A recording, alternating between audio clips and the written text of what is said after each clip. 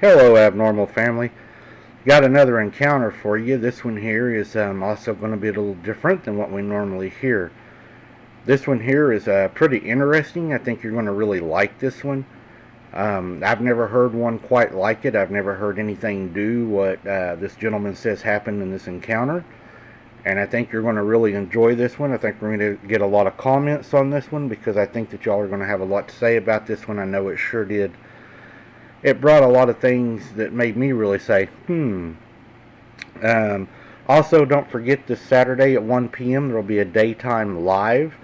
I hope that you all will join us on the daytime live. It should be a really good one.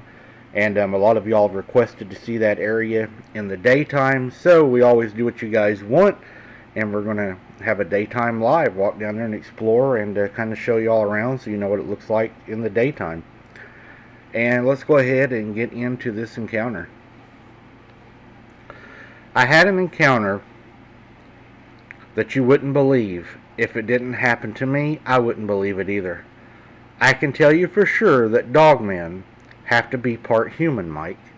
I was on a camping trip, and I had an encounter that will blow your mind. A true, scary, unique encounter. One that I will for sure never forget. I had just got to camp and had it all set up when I first heard the howl. I knew something was off. It sounded too human. I knew it had to be something I had never seen because I camp these woods all the time for the peace and relaxation, and I've heard just about every animal out here. This was way different. Then I did what everyone does. I chalked it up to my imagination. But then I heard it again, and this time it was closer. The howl was so loud and piercing that it sent just a fear into your soul like you have never felt before. I tried to brush it off as a coyote or a wolf, but deep down I knew it wasn't. The sound was too human, too haunting. I felt a sense of unease creeping over me, but I tried to shake it off and to focus on setting up the rest of my camp. But the howls kept coming, each one closer, more intense than the last. I knew then that I wasn't alone in the woods. The rest of the evening was quiet. I built my fire circle, and I made sure I had plenty of wood. I started the fire early so it would know that I had light for the night. As the fire crackled to life, I felt a sense of comfort and security wash over me. I had always found solace in the warmth of the light of the campfire, and tonight was no exception. I settled in for the night, trying to distract myself with a book and an occasional glance into the flames. But as the darkness deepened, I couldn't shake the feeling that I was being watched. I kept looking over my shoulder, expecting to see something lurking just beyond the ring of light cast by the fire. The howls from earlier had stopped, but the silence seemed to vibrate with an other kind of sickness of the woods. I tried to tell myself it was just my imagination, but the hairs on the back of my neck refused to lie down. Later that night, well, it happened. I was in my tent, and I heard the leaves like something was sneaking around my camp. I was afraid and didn't want it to know that I knew it was out there. I was scared, so I coughed and I spoke to myself out loud. I better put some wood on that fire, hoping it would leave knowing I was awake and coming out of my tent. Well, it didn't work. I seen its shadow through my tent, the body of a man and the head of a wolf. I was terrified. I unzipped my tent, hoping the shadow was just off and it was someone that had come to my camp. But I was wrong. I unzipped my tent, and that's when I seen it. It was a werewolf, like from the movie, standing by my fire. It picked up a log out of the pile of wood I had prepared and laid it in the fire gently while staring at me. It then looked at me and smiled. I looked at my axe on the ground, and it raised its finger and did the no, no, no action at me. Then it walked into the darkness. I was frozen in terror, my heart racing like a jackrabbit. I couldn't believe what I was seeing. The creature, the werewolf, had seemed almost human-like in its actions. But the eyes were pure animal. I was paralyzed with fear, unable to move or speak. The werewolf's smile still lingered in my mind, a haunting, unsettling grin. And then, just as suddenly as it appeared, it vanished into the darkness. I was left sitting there, my tent, still unzipped, my axe lying useless on the ground. I didn't move for what felt like an eternity. My sentence heightened, waiting for another sign of the creature's presence.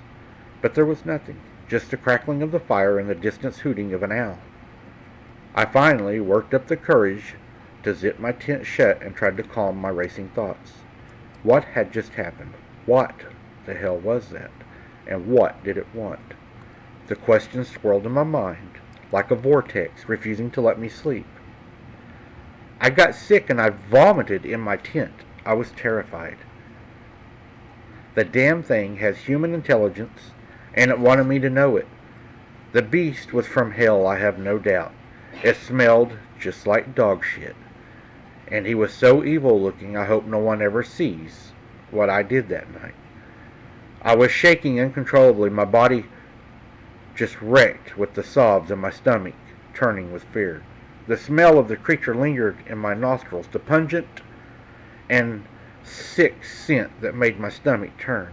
I couldn't bear the thought of being in the same woods as that thing. I knew I had to get out of there to escape the darkness that seemed to be closing in around me. I frantically packed my camp, not caring what I was leaving behind, just getting most of my expensive gear. I just wanted to get away from that place, to leave the horror of what I had just saw behind. As I stumbled through the woods, I couldn't shake the feeling that the creature was watching me, waiting for me to let my guard down. I didn't dare look back, fearing what I might see. I just kept running, my heart pounding in my chest, until I saw the lights of my car reflecting in my headlamp. I didn't stop until I was safely locked inside of my car, speeding away from the woods as fast as I could. I knew I never wanted to go back to those woods ever again. I seen something that came from the devil that night, pure evil and perfect for the woods in every way. The perfect predator.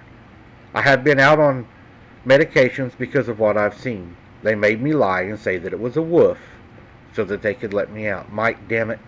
Please stop hunting these things. You don't see anything they don't let you, or hear anything they don't want you to hear. Down there, you are the mouse and they are the cat.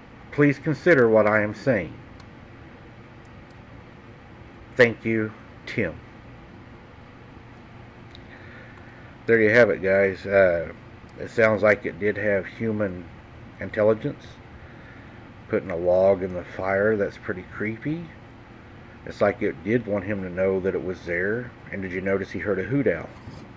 I'm starting to notice that hoot owls are connected very much to encounters, and I'm having that issue also. I think that's pretty interesting. Something to do with hoot owls, and then it makes you wonder, is it really hoot owls, or is it them mimicking hoot owls? So that's another thing that's going to start making you wonder now when you hear a hoot owl. Is it really a hoot owl? Or is it these creatures mimicking a hoot owl? I think he done the right thing by leaving that night and getting out of there. Camping alone is never a good idea. You're vulnerable, you're isolated, and that can cause you to be, a victim. I know y'all are probably going to have a lot to say about this one. I think it's a unique encounter. I thank him very much for sending it in. And as always, guys, keep your head on a swivel. Don't be something's dinner. And we'll see you Saturday at 1 p.m.